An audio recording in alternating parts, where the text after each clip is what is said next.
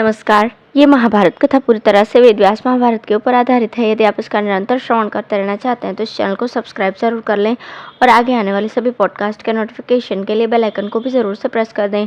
अब हम सुनेंगे भगवान विष्णु से विश्व की उत्पत्ति तथा वराह अवतार का वर्णन। राजा युधिष्ठिर ने पूछा, पितामह, कमल नयन भगवान विष्णु अविनाशी, समस्त जीवों के उत्पत्ति और प्रलय के स्थान, अजय और व्यापक है। वे नारायण, ऋषिकेश, गोविंद और केशव इन नामों से भी विख्यात है। मैं उनके स्वरूप का तात्विक विवेचन सुनना चाहता हूँ।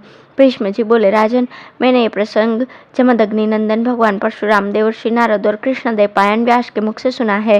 महर्षि असित, देवल, वाल्मीकि और मार्कंडेय जी भी इस अद्भुत रहस्य का वर्णन किया करते हैं। भगवान विष्णु सबके ईश्वर और नियंता है। वे पुरुष एवं विराट आदि अनेकों नामों से प्रसिद्ध और सर्वव्यापक है। लोक में ब्रह्मवेत्ता पुरुष उन सांग धनवा भगवान के जिन चरित्रों को जानते हैं तथा पुराण वेत्ता जिनका निरूपण करते हैं, वो सब मैं तुम्हें सुनाता हूँ। वे पुरुषोत्तम संपूर्ण भूतों के आत्मा है। उन्हीं ने अपने संकल्प द्वारा आकाश, वायु, अग्नि, जल और पृथ्वी इन 5 भूतों की रचना की है। उन सर्वभूतेश्वर भगवान विष्णु ने पृथ्वी की रचना करके जल में शयन किया तथा अपने संपूर्ण तेज से संपन्न होकर उन्होंने मन से ही समस्त भूतों के अग्रज भगवान संकर्षण को उत्पन्न किया। ये भगवान संकर्षण ही समस्त भूतों के आधार है तथा भूत भविष्य सभी प्राणियों को धारण करते हैं। इसके बाद उनकी नाभि से एक सूर्य के समान तेजोमय कमल प्रकट हुआ। उससे संपूर्ण भूतों के पितामह भगवान ब्रह्मा प्रकट हुए। ब्रह्मा जी के अंग की कांति से सारी दिशाएं दैदीप्यमान हो उठी। इस समय अंधकार से आदिदैत्य मधु का जन्म हुआ। भगवान पुरुषोत्तम ने ब्रह्मा का हित करने के लिए उस उग्र कर्मासुर का वध कर दिया। उसका वध करने के कारण ही भगवान को समस्त देवता, दानव, मनुष्य मधुसूदन कहते हैं। इसके पश्चात ब्रह्मा जी ने मरीचि, अत्रि, अंगिरा, पुलत्स्य, पुलह, क्रतु और दक्ष इन 7 मानस पुत्रों को उत्पन्न किया। इन सब में बड़े मरीचि ने मन ही से कश्यप को उत्पन्न किया। महर्षि कश्यप बड़े ही तेजस्वी और ब्रह्मवेत्ताओं में श्रेष्ठ हैं। ब्रह्मा जी ने मरीचि से भी बड़े दक्ष को अपने अंगूठे से उत्पन्न किया था। वो प्रजापति पद पर प्रतिष्ठित हुआ। प्रजापति दक्ष के पहले 13 कन्याएं हुई थीं। उनमें दीति सबसे बड़ी थी। समस्त धर्मों को विशेष रूप से जानने वाले परम यशस्वी मरीचि नंदन कश्यप इन सब कन्याओं के पति हुए। इसके बाद दक्ष ने 10 कन्याएं और उत्पन्न की तथा उन्हें धर्म के साथ विवाह दिया। इन कन्याओं से धर्म के वशु, रुद्र, विश्वदेव, साध्य और मरुदगणों ने जन्म लिया।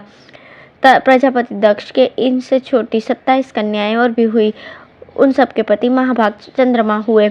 कश्यप जी की अन्य स्त्रियों से गंधर्व, अश्व, पक्षी, गौ, किमपुरुष, मत्स्य, उद्विज और वनस्पति आदि उत्पन्न हुए। अदिति से देवताओं में श्रेष्ठ महाबली आदित्यों का जन्म हुआ। उन्हीं में विष्णु ने वामन रूप से जन्म लिया था। उनके पराक्रम से देवताओं की श्रीवृद्धि हुई और दानव तथा दैत्यों का पराभव हुआ।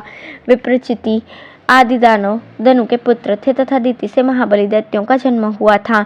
फिर श्री भगवान ने दिन रात, ऋतु, पूर्वाहन, अपहन आदि भेद से काल की व्यवस्था की तथा अपने संकल्प से ही मेघ, स्थावर, जंगम एवं संपूर्ण पदार्थों के सहित पृथ्वी को रचा।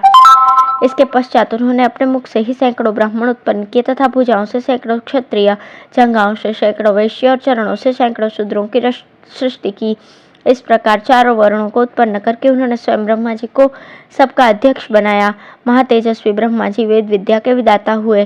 तत्पश्चात उन्होंने भूत और मातृगण के अध्यक्ष विरूपाक्ष, पापियों को दंड देने वाले पितृराज यम, धनाध्यक्ष कुबेर और जलचरों के स्वामी वरुण को उत्पन्न किया। इन सब देवताओं के अध्यक्ष पद पर उन्होंने इंद्र को नियुक्त किया। उस समय मनुष्यों को यमराज का भय नहीं था। वे जितने दिनों तक चाहते उतने समय तक जीवित रह सकते थे। संतान उत्पन्न करने के लिए भी उन्हें मैथुन धर्म में प्रवृत्त होने की आवश्यकता नहीं थी। वे संकल्प मात्र से प्रजा की उत्पत्ति कर सकते थे। इसके बाद त्रेता युग आने पर मैथुन धर्म का प्रचार नहीं हुआ। उस समय स्पर्श करने से ही प्रजा उत्पन्न हो जाती थी। द्वापर युग में मैथुन द्वारा प्रजा उत्पन्न होने लगी और कलयुग में सब लोग दाम्पत्य पूर्वक रहने लगे।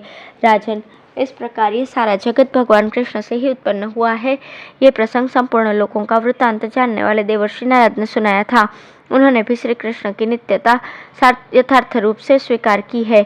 इस प्रकार ये सत्य पराक्रमी कमल नयन भगवान कृष्ण साधारण मनुष्य नहीं है। इनकी महिमा अचिंतनीय है। राजा युधिष्ठिर ने कहा, पितामह, भगवान कृष्ण अविनाशी और सबके ईश्वर है। आप इनके प्रभाव और पूर्व कर्मों का पूरा वर्णन कीजिए। उन्हें सुनने की मुझे बड़ी इच्छा है।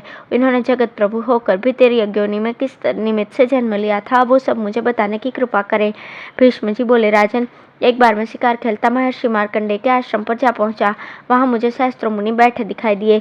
मुनियों ने मधुपर समर्पित करके मेरा बड़ा आदर किया और मैंने भी उनका स्वागत सत्कार स्वीकार करके अभिनंदन किया। फिर महर्षि कश्यप ने मुझे ये मनोहर कथा सुनाई, तुम इसे एकाग्रचित्त से सुनो। पूर्व काल में नरकासुर आदि सहस्त्रों दानव क्रोध और लोभ के वशीभूत तथा बल के मत से मतवाले हो गए। अनेक और भी उसके साथ ही युद्ध के लिए आतुर हो उठे। उन्हें देवताओं का बड़ा चढ़ा वैभव असह्य हो गया। उनका उपद्रव यहाँ तक बढ़ा कि उससे तंग आकर देवता और देवर्षिगण जहाँ तहाँ छिपने लगे। देवताओं ने देखा कि भयंकर आकृतियों वाले महाबली दानवों से व्याप्त होकर पृथ्वी बड़ी व्याकुल हो रही है। उसका बोझा बहुत बढ़ गया है, शांति नष्ट हो गई और वो दुख के भार से दबी जा रही है। ये देखकर उन्हें बड़ा क्षोभ हुआ और उन्होंने ब्रह्मा जी से कहा, ब्राह्मण, दानवों का उपद्रव बहुत बढ़ गया है, हम इस अत्याचार को कैसे सहें। तब ब्रह्मा जी ने कहा, देवताओं, मैंने पहले ही इस विपत्ति को दूर करने का उपाय कर दिया है। इस समय दानव लोग वर पाकर बल और दर्प से चूर हो रहे हैं। उन्हें अव्यक्त रूप भगवान विष्णु का भी कोई भय नहीं है। देखो, इस समय उन्होंने वराह रूप धारण किया है। उनको काबू में करना देवताओं के लिए भी कठिन है। इस भूमि के नीचे जहाँ दानव लोग सहस्त्रों की संख्या में रहते हैं, भगवान वराह वहीं जाकर उन सबका संहार करेंगे।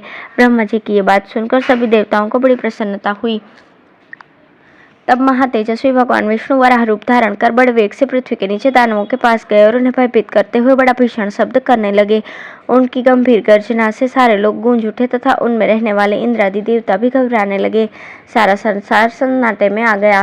स्थावर जंगम सभी भौचक्के से रह गए। उस भीषण नाद से मूर्छित होकर अनेकों दानव प्राणहीन होकर गिरने लगे।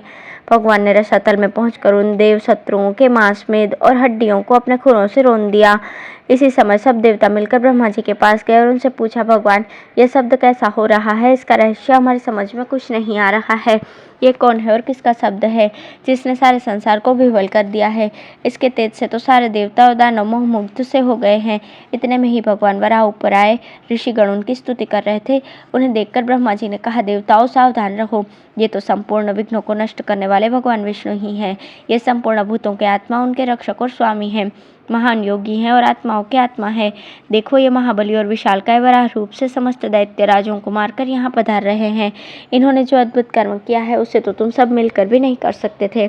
तुम्हें किसी प्रकार का संताप, भय या शोक नहीं करना चाहिए। यही सारे संसार के रचयिता, पालक और संहार करता है। सारे लोगों का उद्धार करते हुए इन्होंने ही ये महान शब्द किया था। ये कमल नयन भगवान ही संपूर्ण लोकों के वंदनीय, अविनाशी और समस्त भूतों के आदि कारण एवं नियामक है। धन्यवाद।